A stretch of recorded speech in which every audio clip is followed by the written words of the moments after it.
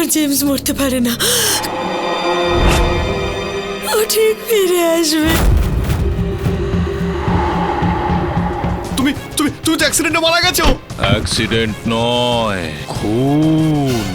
কে করেছে খুন? বিশাল। আর আমি আদালতে এটা প্রমাণ করে দেব যে মিস্টার বিশাল মিস্টার জেমস পার্কারকে কত ধূর্ততার সঙ্গে প্রাণে মেরে ফেলেছেন। পুলিশ এরকমটা বলছে যে যেই প্রমাণ আর সাক্ষী আমার মক্কেলের বিরুদ্ধে ওনারা পেয়েছেন সেটা কোনো চলাফেরা করা লাশ জম্বির সাহায্যে প্রাপ্ত হয়েছে।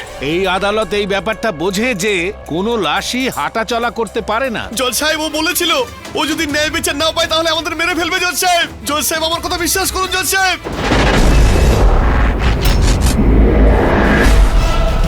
কেউ বাঁচবে না, কেউ না। যদি নিজের পরিবারকে বাঁচাতে চাস, পুলিশের কাছে গিয়ে সমস্ত দোষ স্বীকার কর। বিশাল, তোমার সঙ্গে কথা বলতে এসেছি আমি এখানে। কেডি, তুমি চলে যাও এখান থেকে। আমি কারোর সাথে কোনো কথা বলতে চাই না। দেখ বিশাল, আমি এখানে তোর উকিল হয়ে নয়, তোর বন্ধুর অধিকার থেকে এসেছি। তো একজন বন্ধু হওয়ার কারণে আমার এটা জানার অধিকার রয়েছে যে সুমিতা আমার ফোনটা কেন তুলছে না। আর তুই নিজে একজন দোষী না হয়েও নিজেকে কেন দোষী বলছিস? তোমাকে কে বললো যে আমি নির্দোষ? হ্যাঁ, আমি জেমসকে মেরেছি। আমি বাবলু মেকানিককে বলেছিলাম ওর গাড়ির ব্রেকটা কেটে দিতে। আচ্ছা, তো তুই করেছিস এই সমস্ত কিছু, তো আগে কেন বলেছিলি তুই এটা করিসনি? আমি এই ব্যাপারে কোনো কথা বলতে চাই না।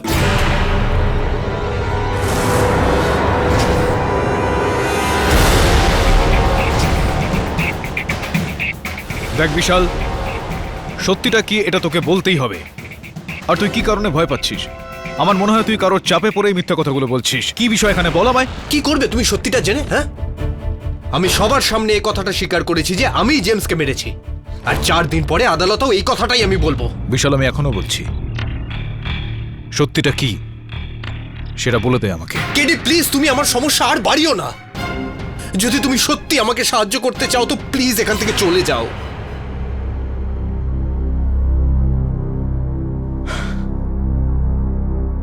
আমি তোমার বিষয়টা বুঝতে পারছি বিশাল, কিন্তু তারপরেও যদিও তুমি আমাকে সত্যিটা বলতে চাও তো ডেকে নিও আমাকে।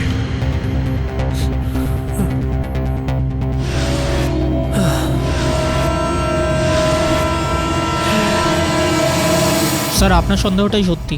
হ্যাঁ বস, আমরা ওই বিশাল বাবুর ঘরের পুরোপুরিভাবে ইনভেস্টিগেশন করেছি। স্যার, বাড়ির অবস্থা দেখে আর সুমিতা দেবীর সঙ্গে কথা বলে মনে হচ্ছে যে কেউ সুমিতা দেবী আর বিশালকে খুন করার চেষ্টা করেছে। অন্য কেউ নয়, সেই ব্যক্তি যে এই চলাফেরা করা মৃতদেহ হয়ে ঘুরে বেড়াচ্ছে। আর সেই বিশালকে এতটাই ভয় দেখিয়েছে যে বিশাল নির্দোষ হয়েও আদালতে এবার নিজেকে দোষী বলে সে বলতে চাইছে। যাই হোক না কেন স্যার, অনেক লোকে জম্বিটাকে দেখেছে। হ্যাঁ দেখেছে, কেননা সে নিজেই নিজেকে দেখাতে চায়। সে মানুষজনকে ভয় দেখিয়ে তাদের মনে একটা ভয়ের সঞ্চার করাতে চায়, যাতে ওই বিশালকে শাস্তি দেওয়াতে পারে। কিন্তু বস, এই লাস্ট সেজে কে ঘুরে বেড়াচ্ছে বলো তো? সে যেই হোক না কেন, আমার পুরোপুরি বিশ্বাস রয়েছে যে সে বিশালের সঙ্গেই কাজ করে বা ওর অফিসে ওর যাতায়াত রয়েছে। এটা আপনি কি করে বলতে পারেন? দেখ, ব্রেকটা ফেল করার আগে বিশালের অফিস থেকে ফোন করা হয়েছিল। আর দ্বিতীয় বিষয় হলো এই যে ওই ব্যক্তি জানতো যে জেমস পুনা ঠিক কবে যাচ্ছে। আপনি ঠিক বলছেন স্যার। বস, আমার মনে হয় হয়তো এটা ওই ঋষভ এইচআর হতে পারে, হয়তো এটাও হতে পারে ওই ড্রাইভার শেখর, আর নয়তো জেমসের ভাই আর্নল্ড, ও হতে পারে হয়তো। সেও তো হতে পারে তোর বন্ধু জম্বি। স্যার, মেনে নিন যে আমরা ওই লাশটা সত্যিটা জেনেও ফেললাম, কিন্তু তাতে কি লাভ হবে? যদি বিশাল আদালতে নিজের অপরাধ স্বীকার করে নেয় তাহলে? কি বস, আমরা এখানে টেনশনে মরে যাচ্ছি আর তুমি এখানে বসে বসে হাসছো। হ্যাঁ, আমি হাসছি কেননা ওই ব্যক্তি বিশালের মনে যে ভয়টা সৃষ্টি করেছে সেটা বের করার রাস্তাটা আমি খুঁজে পেয়ে গেছি। এরপর দেখতে থাক ঠিক কি হয়।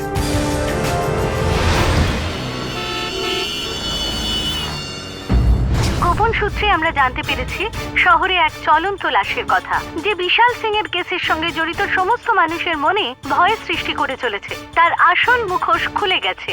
ওই লাশ একজন সাধারণ মানুষেরই লাশ ছিল, যার সমাধান কেডি খুব ধূর্ততার সঙ্গেই করেছেন।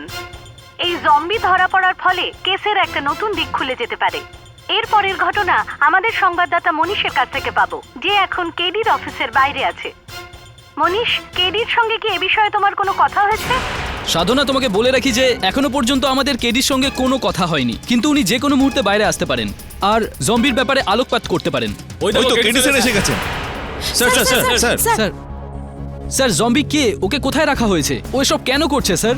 আচ্ছা, বিশাল বাবু খুনি না জম্বি খুনি? দেখুন, এই জম্বি থেকে কারোর ভয় পাওয়ার কিছু নেই। সে কোনো রকম চলাফেরা করা মৃতদেহ নয়, একজন সাধারণ ব্যক্তি, সে একজন মানুষ। তাকে পুলিশ গুপ্ত সেলে রেখেছে, জিজ্ঞাসাবাদ করা হচ্ছে। আপনার মতে বিশাল দোষী না নির্দোষ স্যার? বিশাল যে নির্দোষ এটা আমি আদালতে প্রমাণ করব, আর আসল হত্যাকারীকে আমি আদালতের সামনে পেশ করব। Thank you. স্যার, একটা প্রশ্ন ছিল। স্যার নির্দোষ নাকি? স্যার নির্দোষ কিনা? স্যার এক মিনিট স্যার।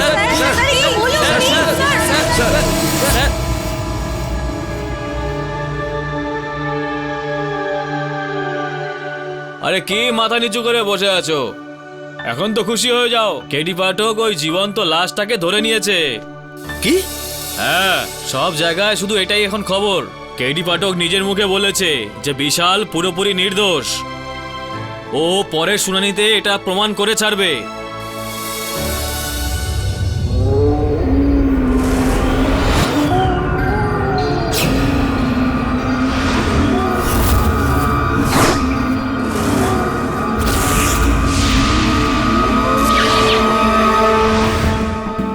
স্যার, বিশাল সিং এর সঙ্গে দেখা করে আসছি। এখনো বলছে ও নাকি নিজেকে অপরাধী। জম্বির ভয়ে বলছিল। জম্বিটা ওকে আর ওর বউ বাচ্চাকে প্রাণে মেরে ফেলার হুমকি দিয়েছিল। খুব ভালো খবর নিয়ে এসেছিস তুই। এখন দেখ, যে কোনো উপায়ে আগামী শুনানির আগে আমাদের আসল হত্যাকারীর কাছে পৌঁছতে হবে। ইনভেস্টিগেশনটা ফাটিয়ে কর বরুণ।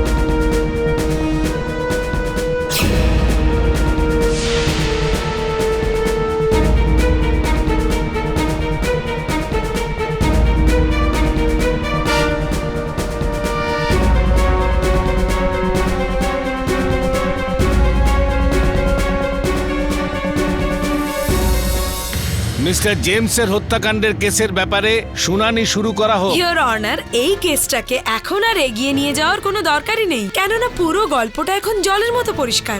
জামিনের সময় হঠাৎ মিস্টার বিশাল সিং এর এই ব্যাপারটার উপলব্ধি হয় যে ওনার উপর জেমস হত্যার যে অভিযোগ আনা হয়েছে সেটা প্রমাণ হয়ে যাবে। তাই ইনি স্বয়ং নিজের অপরাধ স্বীকার করে নিয়েছেন। আপনি প্লিজ মিস্টার বিশালকে জেমসের হত্যাকারী মেনে নিয়ে আপনার রায় শোনান। I object your honour. Mister Vishal Singh শুধুমাত্র জম্বির ভয়ের কারণে এই দোষটা নিজের কাঁধে নিয়ে নিয়েছেন। বাস্তবে বিশাল কিন্তু জেমসকে হত্যা করেনি। কি বিশাল? এটা সত্যি ইওর অনার। জম্বি আমাকে আর আমার পরিবারকে মেরে ফেলার হুমকি দিয়েছিল। যদি নিজের পরিবারকে বাঁচাতে চাস, পুলিশের কাছে গিয়ে সমস্ত দোষ স্বীকার কর। এই জন্যই আমি এই অপরাধ স্বীকার করেছিলাম।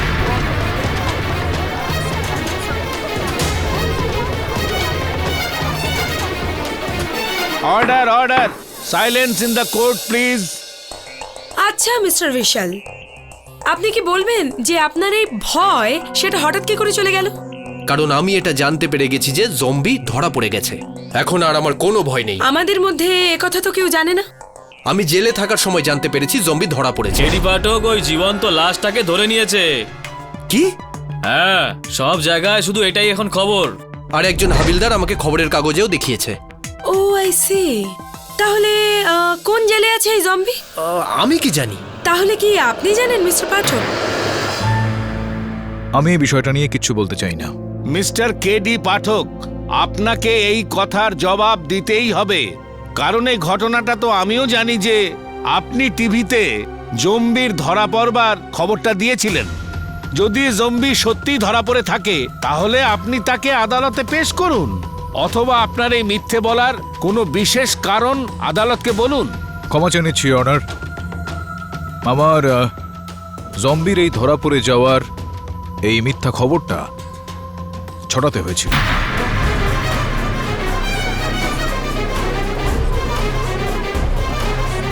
কেডি, এটা তুমি কি করলে?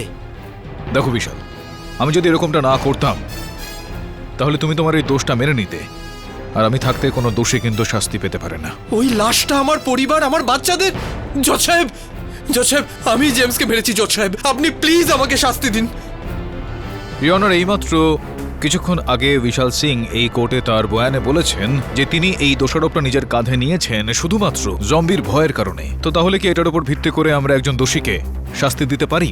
এই আদালত কখনোই চাইবে না যে কোনো নির্দোষ ব্যক্তি কোনো কারণে সাজা পাক।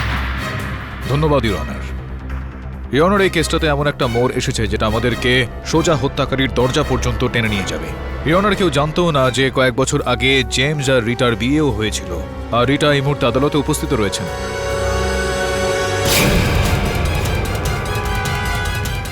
মিসেস রিতাকে কাঠগড়ায় ডাকা হোক।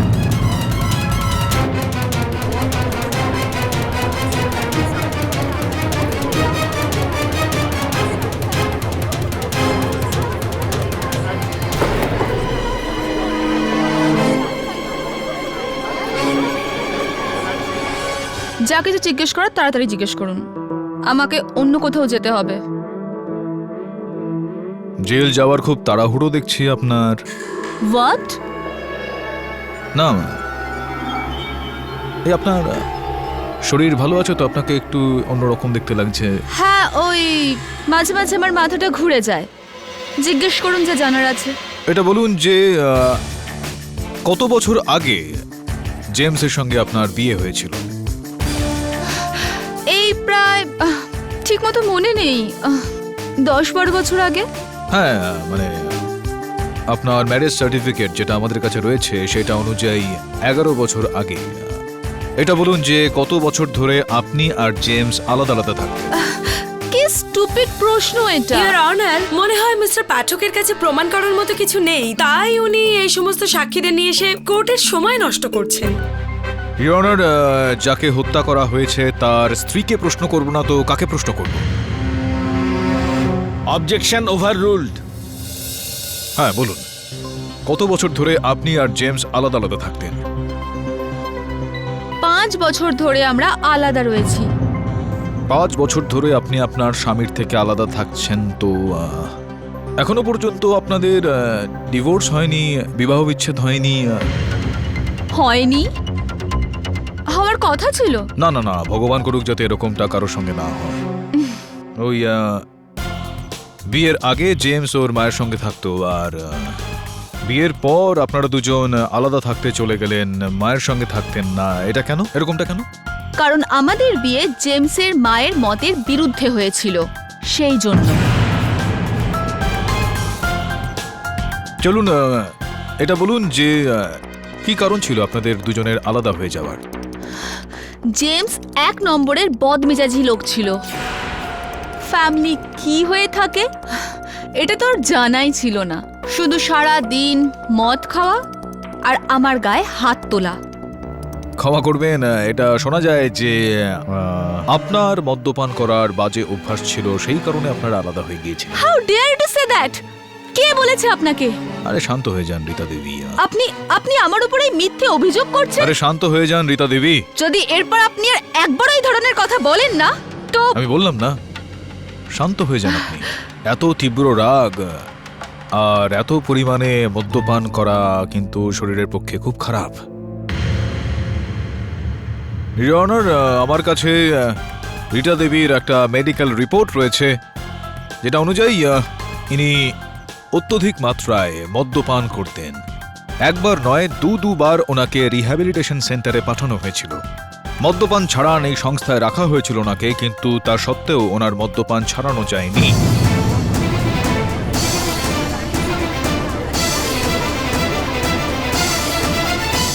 বলুন আপনি রীতা দেবী যে আপনি আপনার স্বামী জেমসের থেকে ডিভোর্স কেন নিয়ে নেননি? আপনি আপনি কি বলতে চাইছেনটা কি, যে আমাদের ডিভোর্স করা উচিত ছিল? কি ধরনের মানুষ আপনি? একজন মহিলার স্বামীর কিছুদিন আগে মৃত্যু হয়েছে আর আপনি এই ধরনের কথা বলছেন? রিওনার মনে হচ্ছে যে শ্রীমতী রীতা আমার প্রশ্নের উত্তর দেওয়ার মতো পরিস্থিতিতে এখন নেই। আমি ওনার জায়গায় আর্নল্ডকে কাঠগড়ায় ডাকার জন্য অনুমতি চাইছি। আমি তো আজকেই জানতে পারলাম যে আমার দাদা জেমস বিয়েও করেছিল। আচ্ছা, সম্ভবত আপনি ভুলে গিয়েছেন যে যখন জেমসের বিয়ে হয় রিটার সঙ্গে, তো ম্যারেজ রেজিস্টারের সামনে সাক্ষী হিসেবে আপনি কিন্তু ওই সইটা করেছিলেন। দেখো আর্নল্ড, যাই হোক না কেন, এটা হলো আদালত, আর এখানে যদি মিথ্যা কথা বলো তো আপনার ওপর মামলা করা হবে। তো চলো, সত্যি সত্যি বলো যে আপনার দাদা আর আপনার বৌদির মধ্যে বিবাহ বিচ্ছেদ কেন হয়নি, ওদের ডিভোর্স কেন হয়নি? আই এম সরি স্যার, আসলে ব্যাপারটা হলো যে এই যে রিটা একদম পাগল মহিলা। এখন যদি আমি এখানে ওর বিরুদ্ধে কিছু বলি তো ও আমার বাড়িতে এসে আমার সঙ্গে ঝগড়া করবে। তাড়াতাড়ি বলো কেন ডেকেছো আমায়? আমায় ক্লাবে যেতে হবে। দেখো রিটা, পরিস্থিতি যা হয়েছে, না তুমি আমার সাথে খুশি আছো না আমি তোমার সাথে খুশি আছি। তার চেয়ে বরং ভালো হয় আমরা ডিভোর্স করে ফেললে। এই কাগজে সই করে দাও। ইউ স্টুপিড ম্যান, আমি তোমায় কতবার বলেছি যে আমাকে 1 কোটি টাকা কম্পেনসেশন হিসাবে দিতে হবে, না হলে এই বাড়িটা আমার নামে করে দাও আর ডিভোর্স পেপারে সাইন নিয়ে যাও। আর যদি আমি প্রপার্টি আর টাকা না দিই তাহলে তুমি কি করতে পারো আমার, বলো? কি করবে? আমায় মেরে ফেলবে? যদি প্রয়োজন পড়ে তখন এরকম কাজ করার আগে একবারও ভাববো না।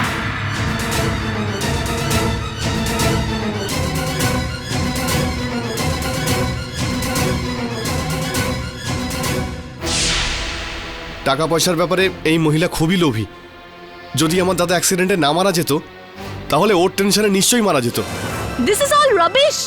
আপনাকে উকিলকে বানিয়েছে। একবার আমি আমার বাবাকে রেগে বলে ফেলেছিলাম যে আই উইল কিল ইউ, কিন্তু উনি তো আজ অব্দি বেঁচে আছেন। বেশ ভাগ্যবান তো দেখছি উনি। আচ্ছা ছাড়ুন, এটা বলুন যে ডিসেম্বরের 3 তারিখ অর্থাৎ জেমসের অ্যাক্সিডেন্টের একদিন আগে আপনি জেমসের সঙ্গে দেখা করতে ওর অফিসে গিয়েছিলেন। আমার স্বামী ছিল, দেখা করতে যেতে পারি না? না, এটা জেনেও যে উনি অফিসে নেই তাও ওনার সঙ্গে দেখা করতে গেলেন আপনি, কেন? এটা আমি জানতাম না। আলাদা আলাদা থাকা সত্ত্বেও আপনার একটা সন্দেহ জেগেছিল আপনার স্বামীর ওপর যে ওনার এদিক ওদিক চলছে, একটু কোনো রকম প্রেম প্রণয় চলছে ওনার সেক্রেটারি রিমার সঙ্গে। এটা পুরোপুরি মিথ্যে। না, এটা তো আমি রিমাকে জিজ্ঞেস করতে চাইব। 3রা ডিসেম্বর অফিসে আসার আগে রিয়া আপনাকে ফোন করেছিল? ইয়েস স্যার, উনি ফোন করেছিলেন জেমস স্যারের সাথে কথা বলার জন্য, আর আমি ওনাকে বলেও ছিলাম উনি অফিসে নেই এখন। আচ্ছা, আর তারপর? তারপর ওনার আমার কথায় বিশ্বাস হয়নি আর তাই উনি অফিসে চলে আসেন। সরি ম্যাম, আমি আপনাকে ফোনে বলেছিলাম জেমস স্যার অফিসে নেই এখন। আই নো, আমি তো এমনি চলে এসেছি, ভাবলাম অনেকদিন অফিস আসিনি তো তোমার সাথেই দেখা করে নি। ওকে ম্যাম, কিছু নেবেন আপনি? আপনার জন্য কিছু আনাবো? কিছু খাবেন আপনি? ঠান্ডা কি? হোয়াট? কিছু না। তো ঠিক আছে, আমি জেমসের সঙ্গে দেখা করার জন্য কাল আসবো। কিন্তু ম্যাম, স্যার তো কালকে অফিসের কাজে পুনা যাচ্ছেন। ও, তোমার চুলগুলো তো বেশ সুন্দর দেখতে। তুমিও কি ওনার সাথে যাচ্ছ?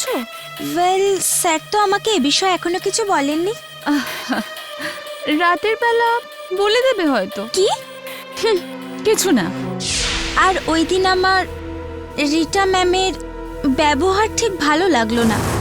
তো এখন আপনি আপনার মিথ্যা সম্বন্ধে কি বলতে চাইবেন? হ্যাঁ, আমি মিথ্যে বলেছিলাম, কারণ আমি চাইছিলাম না যে সবাই বুঝতে পেরে যাক যে আমি আমার স্বামীকে সন্দেহ করছি। সন্দেহ তো আপনি আপনার স্বামীর ওপর করেছিলেন, এই কারণেই তো আপনি অফিস থেকে বেরিয়ে সোজা বাবলু মেকানিকের কাছে গিয়েছিলেন আপনার স্বামীকে হত্যা করার মনে বাঞ্ছা নিয়ে।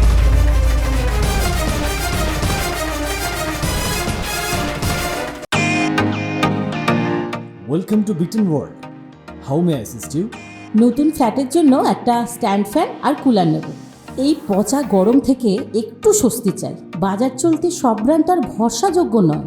তার জন্য তো আমাদের ফ্যান আছে, all purpose bullet table fan, ceiling fan. আমাদের সিলিং ফ্যান কিন্তু 30 মাসের ওয়ারেন্টি সহ পাওয়া যায়। আছে ফারাটা 2 বছরের ওয়ারেন্টি, 17 থেকে 20 মিটার এয়ার ফ্লো। মধ্যবিত্তের সাধ্যের মধ্যে একমাত্র ভরসাযোগ্য ব্র্যান্ড বিটেন। আমাদের কুলারের কিন্তু অনেক range, 45 litres, 50 litres, 70 litres, 90 litres, 110 litres. Honeycomb সহযোগে বিটেনের সব কুলারের ওয়ারেন্টি 1 বছর। চেনা হাওয়ায় অচেনা অনুভূতির জন্য একমাত্র আদর্শ বিটেন। গরমে স্বস্তি পেতে বিটেনের ফ্যান হোক বা কুলার, আজই আনুন বাড়িতে। Beaten, digitally yours. হ্যাঁ, আমি মিথ্যে বলেছিলাম, কারণ আমি চাইছিলাম না যে সবাই বুঝতে পেরে যাক যে আমি আমার স্বামীকে সন্দেহ করছি। সন্দেহ তো আপনি আপনার স্বামীর ওপর করেছিলেন। এই কারণে তো আপনি অফিস থেকে বেরিয়ে সোজা বাবলু মেকানিকের কাছে গিয়েছিলেন আপনার স্বামীকে হত্যা করার একটা মনোবাঞ্ছা নিয়ে।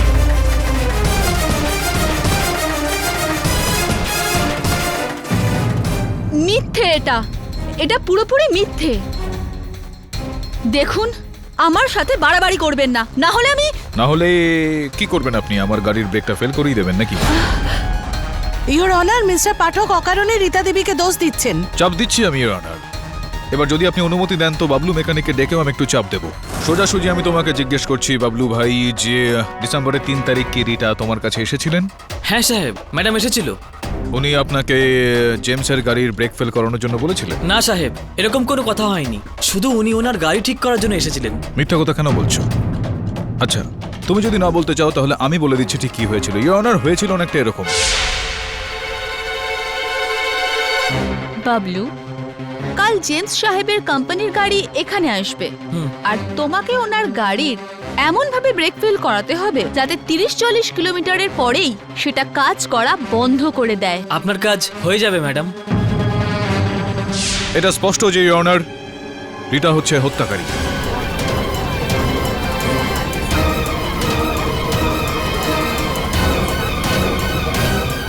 আর বাবলু মিথ্যা কথা বলেছিল। যেমন মক্কেল বিশাল ওকে বলেছিল ওর গাড়ির ব্রেক ফেল করাতে। এটা ভুল কথা সাহেব, এরকম কিছু হয়নি। যদি এরকমটা নাই হয়ে থাকে বাবলু, তাহলে যখন তুমি বক্তব্য রেখেছিলে আদালতে, তাহলে রিটার ব্যাপারে কেন তুমি কিচ্ছু বলনি আমাদের? লুকিয়ে কেন রেখেছিলে? ওটা এই জন্য সাহেব, মিস্টার জেমস নিজের গাড়িগুলোকেও আমাদের গ্যারেজে নিজের কোম্পানির টাকাতে সারাতে আসতো। শুধু এই কারণের জন্যই আমি ম্যাডাম রিটার কথা আদালতে বলিনি। ইওর অনার, বাবলু মিথ্যা কথা বলছে, কেননা এই হত্যাতে ও সমানভাবে অংশীদার ছিল। না সাহেব, আমি কোনো খুনটুন করিনি। দেখো বাবলু, তোমার এই সত্যিটা একেবারে সামনে চলে এসেছে। এখন যদি বাকিটাও বলে ফেলো তাহলে তোমার জন্য ভালো হবে। সোজাসুজি জিজ্ঞেস করছি তোমাকে বাবলু ভাই, রিতা কি ডিসেম্বরের 3 তারিখ তোমার ওখানে গিয়েছিল? এরকম কিছু হয়নি সাহেব, কিন্তু এই কথা সত্যি যে ম্যাডাম রিটা সেদিন আমাকে জিজ্ঞাসা করেছিল। বাবলু, একটা কথা বলো। হ্যাঁ বলুন ম্যাডাম। কোনো গাড়ির ব্রেক কি এইভাবে খারাপ করা যেতে পারে যাতে সেটা কয়েক ঘন্টা কাজ করার পরেই বন্ধ হয়ে যায়? এটা আপনি কি বলছেন ম্যাডাম? আরে তুমি বলো তো। হ্যাঁ অবশ্যই হতে পারে ম্যাডাম, কিন্তু এই কাজটা শুধু বাবলুই করতে পারে, আর অন্য কেউ নয়। ব্যাস এইটুকুই কথা হয়েছিল সাহেব, আমি সত্যি কথা বলছি। এর থেকে বেশি কিছু আমি আর জানি না সাহেব। ইওর অনার, ডিসেম্বরের 3 তারিখে সর্বপ্রথম ইনি ওনার স্বামী জেমসের অফিসে গিয়েছিলেন। তার ঠিক পরের দিনে জেমসের সারাদিনের কর্মসূচি উনি জানলেন তার সেক্রেটারি রিমার কাছ থেকে। তারপরে উনি বাবলু মেকানিকের কাছে গেলেন আর ওকে জেমসের গাড়ির ব্রেক ফেল করানোর জন্য বললেন। মিথ্যে বলছে এরা সবাই আমাকে ফাঁসাবার চেষ্টা করছে। মাই লর্ড, এ এখন আমাকে ফাঁসাবার চেষ্টা করছে যাতে আমি জেমসের সম্পত্তি না পাই। আমি জেমসের খুন করিনি, আমি ওকে খুন করতে পারি না, আমি ওকে খুন করিনি।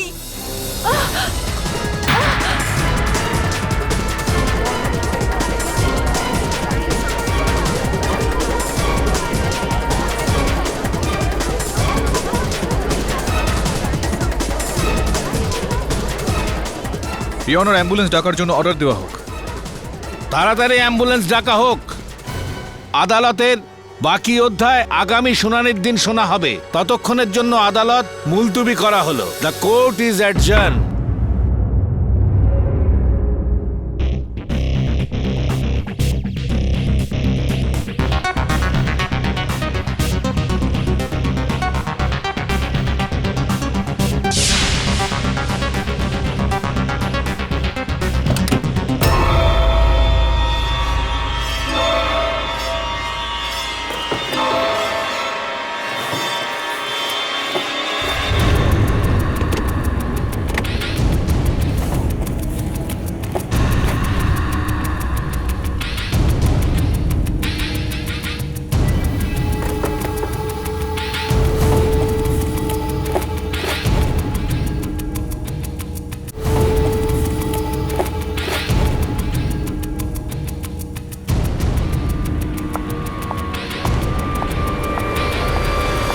স্যার এটা কি করছেন আপনি?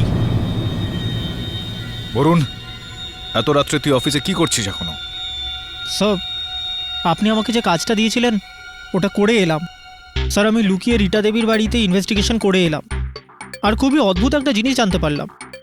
আচ্ছা, এটা তো জম্বির পায়ের ছাপ বলে মনে হচ্ছে আমার। আগে হ্যাঁ স্যার, আমি জম্বির পায়ের ছাপগুলো রীতা দেবীর বাড়ির পেছনের লনে দেখেছি, আসার সময়ও আর যাওয়ার সময়ও। স্যার তার মানে এটা দাঁড়ালো যে জম্বি রীতা দেবীকে মারতেও গেছিল।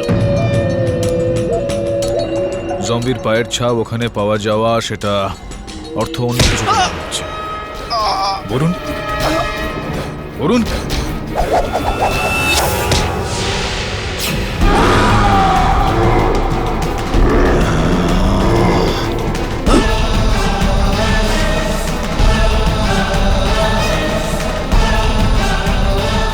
শোনো, আমি জানি তুমি কোনো রকম চলাফেরা করার লাশ নও, তুমি একজন মানুষ। কে তুমি সেটা সত্যি সত্যি বলো, বলো। আমি হলাম জেমস, আমার বিচার চাই, আমার মৃত্যুর প্রতিশোধ চাই। দেখো, তোমার এই সমস্ত কথা আমার উপর কোনো প্রভাব পড়বে না। তুমি কে সেটা আমাকে বলো। আমি ছাড়বো না।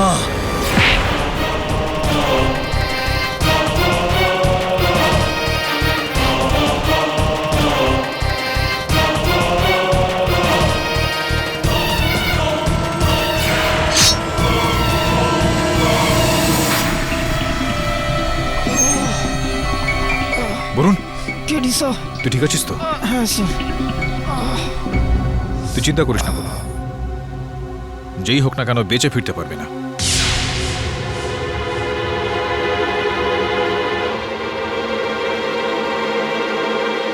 বরুণ দেখ, এই যেই হোক না কেন বেশি সময় ধরে সে আর বেঁচে থাকতে পারবে না। স্যার আপনি এটা শিওরলি বলছেন কি করে? এই এদিকে দেখ বরুণ, যে পেন স্ট্যান্ডটা তোর ওপর ছুঁড়ে মারা হয়েছে সেটার ওপর তার আঙুলের ছাপ রয়েছে। এইটা যেটা দেখতে পাচ্ছিস সেটা তার হাতে লাগিয়ে রাখা মেকআপ বরুণ, যার মানে এটা দাঁড়াচ্ছে যে ওই ব্যক্তি যেই হোক না কেন যে জম্বি সেজে আসছে সে মেকআপের সাহায্যে জম্বি হচ্ছে। বাস্তবে কিন্তু সে একজন মানুষ, সাধারণ একজন। তুই একটা কাজ কর, যত ব্যক্তি এই কেসের সঙ্গে জড়িত সবার খোঁজ খবর নিয়ে আয় আমার কাছে। খোঁজ নিয়ে দেখ যে এদের মধ্যে কে এমন রয়েছে যে মেকআপের বিষয়টা ভালো জানে। ইওর অনার, বারবার আমরা এই কেসের সমস্ত ডেটে শুধু এটা খোঁজার চেষ্টা করছি যে জম্বি কে, কিন্তু কেউ এই কথার কোনো গুরুত্বই দিচ্ছেন না যে এই কেস জম্বিকে নিয়ে নয় বরং মিস্টার বিশালকে নিয়ে, আর সমস্ত তথ্য প্রমাণ এনার বিরুদ্ধে। ইওর অনার, যখন সত্যি পর্যন্ত পৌঁছানোর কোনো রাস্তা নেই তখন নিজেকেই কিন্তু তার রাস্তাটা বানিয়ে নিতে হয়। আমি এরকমটা খুব জোর দিয়ে মনে করি যে এই কেসের সত্যি পর্যন্ত পৌঁছতে আমাদের ওই চলাফেরা করা মৃতদেহের কাছে পৌঁছানোটা খুবই জরুরি।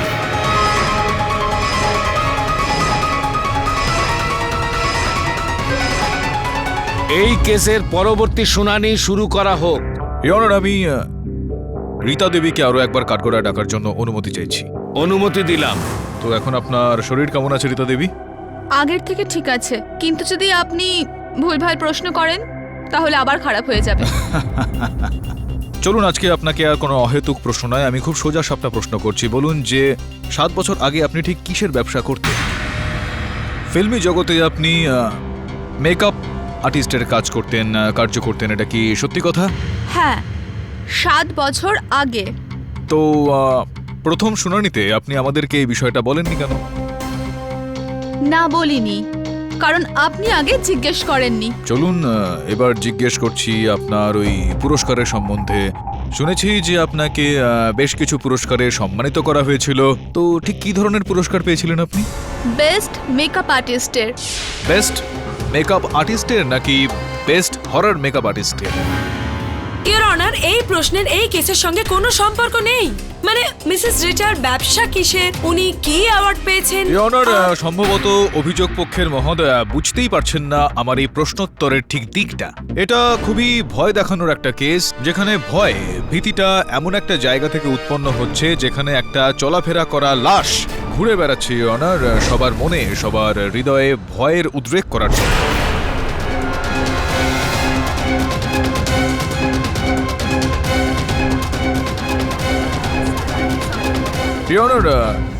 এটা চিন্তা করার বিষয় যে এটা কিভাবে হতে পারে। এটা হতে পারে একজন ফিল্ম জগতের মেকআপ আর্টিস্টের সাহায্যে। তো আপনি কি বলতে চাইছেন যে জম্বির মেকআপ আমি করেছি? আগে একদমই এটাই বলছি আমি। ইওর অনার, এটা একটা কাকতালীয় ব্যাপার যে মিসেস রিটা একজন মেকআপ আর্টিস্ট। এটা কোনো রকম কাকতালীয় ব্যাপার নয় ইওর অনার, এটা কোনো রকম মিলে যাওয়া নয় ইওর অনার। আমার কাছে এখানে বেশ কয়েকটা ছবি রয়েছে যেগুলো আমি আপনাকে দেখাতে চাই।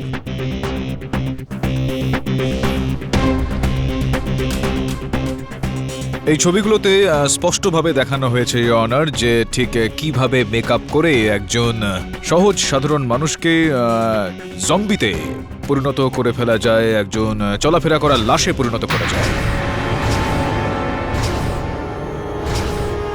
এই ছবিগুলোতে স্পষ্টভাবে দেখানো হয়েছে ইওর অনার যে ঠিক কিভাবে মেকআপ করে একজন সহজ সাধারণ মানুষকে জম্বিতে পরিণত করে ফেলা যায়, একজন চলাফেরা করা লাশে পরিণত করা যায়।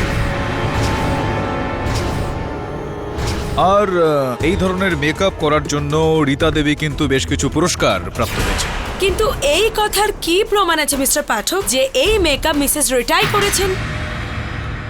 বুঝলেন না জজ সাহেবকে দিন। ইওর অনার, এই ধরনের মেকআপ করার জন্য এক ধরনের বিশেষ ধাতুর প্রয়োজন পড়ে, যেটা এখানে ভারতবর্ষে পাওয়া যায় না। সেটা লন্ডন থেকে এখানে নিয়ে আসা হয়। আর 4 দিন আগে রীতা দেবী, এই যে কোরিয়ার স্লিপ আমি আপনাকে দিয়েছি, সেটা প্রমাণ যে 4 দিন আগে রীতা দেবী লন্ডন থেকে ওই ধাতু নিয়ে এসেছিলেন ইওর অনার মেকআপ করার জন্য। হ্যাঁ, চেয়ে পাঠিয়েছিলাম, কারণ আমি একটা ফিল্মে মেকআপ আর্টিস্টের কাজ পেয়েছিলাম। আচ্ছা, তো হঠাৎই যে এই কাজটা আপনি বছরভর করেননি, আপনার স্বামীর মৃত্যুর ঠিক 4 দিন আগেই হঠাৎই আপনার এই কাজ করার ইচ্ছাটা কেন জাগলো, কিভাবে? ইওর অনার, মিস্টার পাঠক এত বিশ্বাসের সঙ্গে একথা কি করে বলতে পারেন যে সেই জম্বি মেকআপ নিয়ে ঘুরে বেড়াচ্ছিল? তো আপনি কি বলতে চাইছেন যে ওই চলাফেরা করা লাশটা বাস্তবিকভাবেই একজন চলাফেরা করা লাশ? না না, আপনার উত্তর দেওয়ার দরকার নেই, আমি আমার প্রশ্নের স্বয়ং উত্তর দিচ্ছি। ইওর অনার, আমি জানি, আমার পুরো বিশ্বাস রয়েছে যে ওই ব্যক্তি চলাফেরা করা লাশের একটা মেকআপ নিয়ে ঘুরে বেড়াচ্ছে, কেননা তিনি আমার অফিসেও এসেছিলেন আর প্রমাণ রেখে গেছেন ইওর অনার।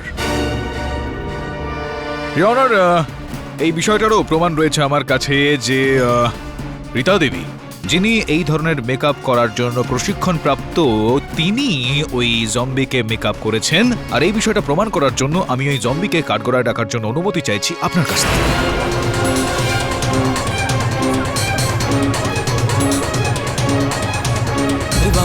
অনুমতি দিলাম। ধন্যবাদ। আসুন জম্বি বাবু।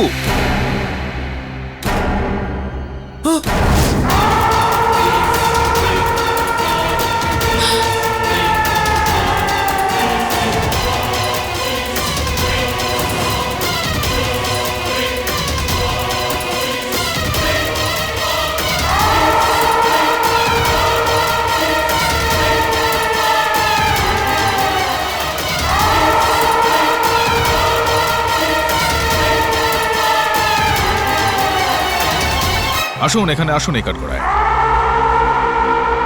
আপনি বসুন।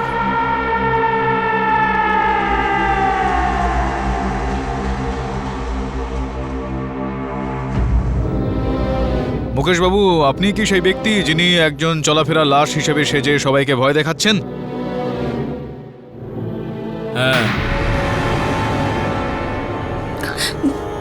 এরকম তুচ্ছ একটা কাজ আপনি কেন করছিলেন? কারোর কথা মতো করছিলেন কি? হ্যাঁ। কার কথা মতো এই কাজগুলো করছিলেন?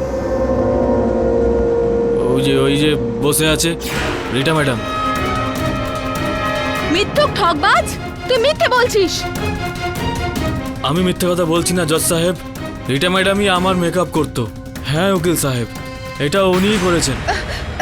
আমি তোকে প্রাণে মেরে ফেলবো। এ মিথ্যে বলছে, আমি তোকে চিনিও না। আরে মিথ্যা কথা তো আপনিই বলছেন, আপনিই বানিয়েছিলেন না এই জম্বিকে। এ মিথ্যে বলছে, এ তো সেই জম্বিটাই নয় যে লোকেদের বাড়িতে গিয়ে তাদের উপর হামলা করে। তো এই কথাটা আপনি জানলেন কি করে?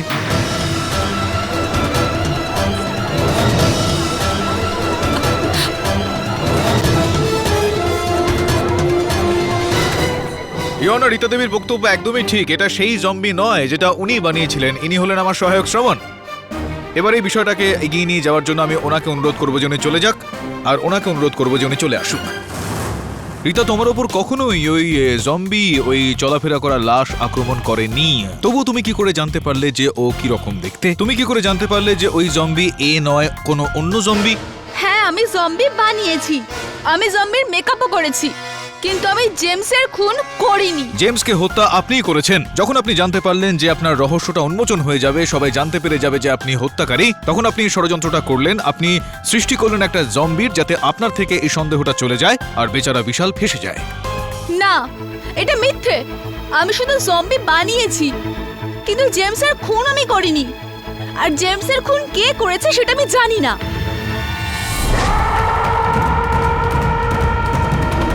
আচ্ছা, সম্ভবত আমি জানি এটা। সেটা এই কারণে ইয়নার যে এই কেসের সঙ্গে যুক্ত মাত্র দুজন ব্যক্তি রয়েছেন যাদের ওপর ওই চলাফেরা করা লাশ আক্রমণ করেননি। তার মধ্যে একজন রীতা দেবী, যিনি এই জম্বি বানিয়েছেন, আর দ্বিতীয়জন যিনি জম্বি সেজেছিলেন, HR ম্যানেজার ঋষভ।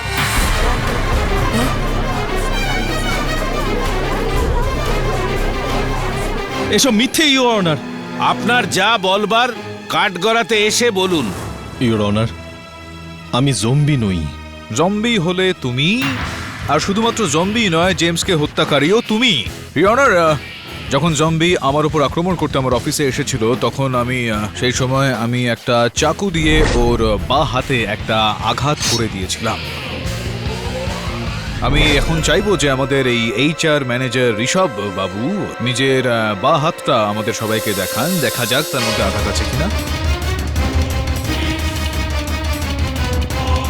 আরে দেখান না।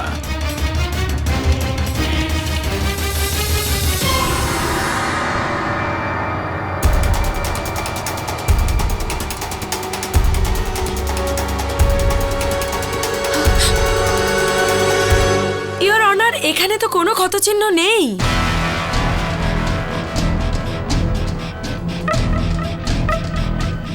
ইয়নার, আমার সামান্য জ্ঞান এটা বলে যে যদি কোনো সাধারণ সামান্য ব্যক্তি জম্বি সাজতে পারেন, তাহলে মেকআপের সাহায্যে একটা আঘাত লুকোনো কতটা কঠিন হতে পারে। আরো একবার দেখাবেন প্লিজ।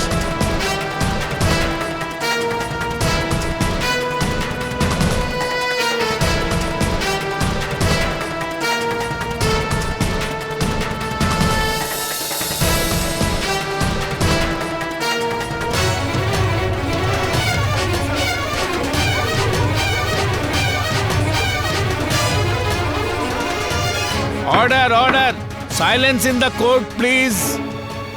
এইবার দেখুন, আঘাত রয়েছে তো? ইয়নার, খুব সুন্দরভাবে ওনার এই আঘাতকে মেকআপের সাহায্যে লুকোনো হয়েছিল ইয়নার। এখন বিষয়টা হলো যে এই রীতা দেবী যিনি রয়েছেন আর ঋষভ বাবু যিনি রয়েছেন, তাদের মধ্যে প্রেম প্রণয় চলছে। আর আপত্তিজনক অবস্থায় থাকা দুজনের ছবি আপনার ওই টেবিলের উপর আমি রেখেছি। হ্যাঁ হ্যাঁ, এটাই সত্যি যে আমি zombie. Order, order, silence in the court please. আর এটাও সত্যি যে রিটা আমার প্রেমিকা, কিন্তু আমি কাউকে খুন করিনি। হত্যাটা আপনিই করেছেন সেটাও প্রমাণ করে দিচ্ছি। ইয়নার, ওনার বেশ কিছু ক্যাবিনের ছবি এখানে আমার কাছে রয়েছে। ইয়নার, বিষয়টা হলো এখানে এরকম যে বিশালের ক্যাবিন থেকে যে তারটা বেরিয়ে টেলিফোন এক্সচেঞ্জ পর্যন্ত যায়, সেটা HR ম্যানেজার ঋষভের ঘরের মধ্যে দিয়ে যায় ইয়নার। দ্বিতীয় ছবিটা দেখলে এটা একেবারে স্পষ্টভাবে বুঝতে পারা যাচ্ছে ইয়নার যে ওই তারটাকে জুড়ে দিয়ে কেউ ওখানে একটা ফোন রেখেছিল, আর সেই ফোন থেকেই বাবলু মেকানিককে ফোন করা হয়েছিল আর তাকে বলা হয়েছিল যে জেমসের গাড়ির ব্রেকটা ফেল করিয়ে দেওয়া হোক।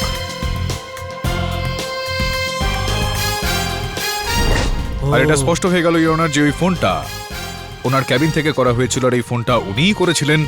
আর ফোনটা এই কারণে করেছিলেন যে সন্দেহটা যাতে বিশালের ওপর আসে।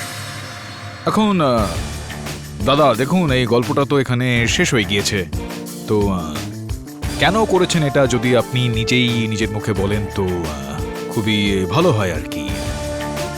আর তার সঙ্গে সঙ্গে এটাও বলে দেবেন যে বিশালকে আপনি কেন ফাঁসালেন, তার পিছনে ঠিক কি কারণ ছিল।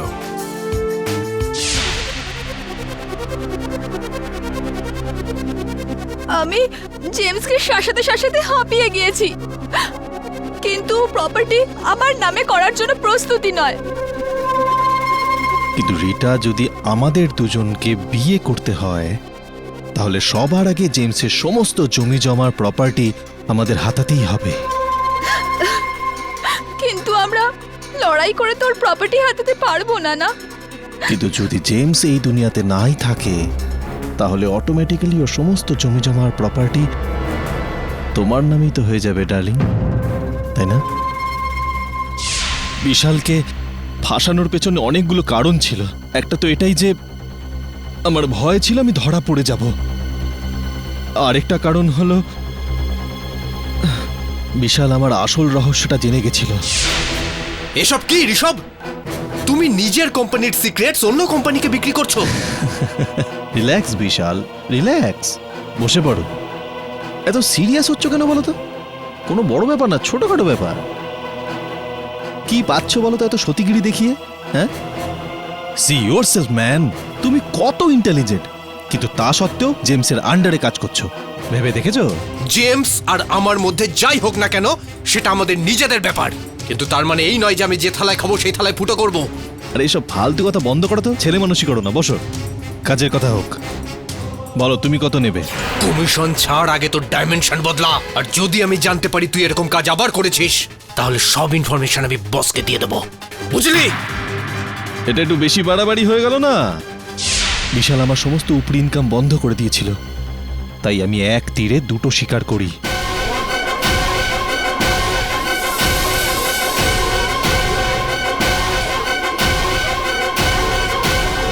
The defense rests, Your Honor.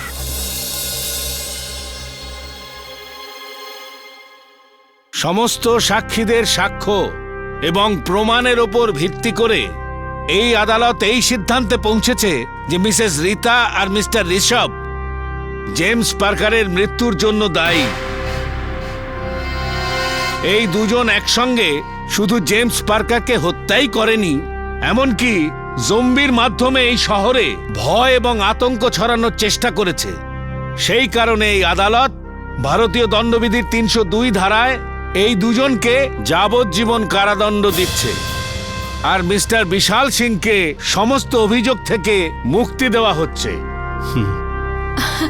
The case is closed.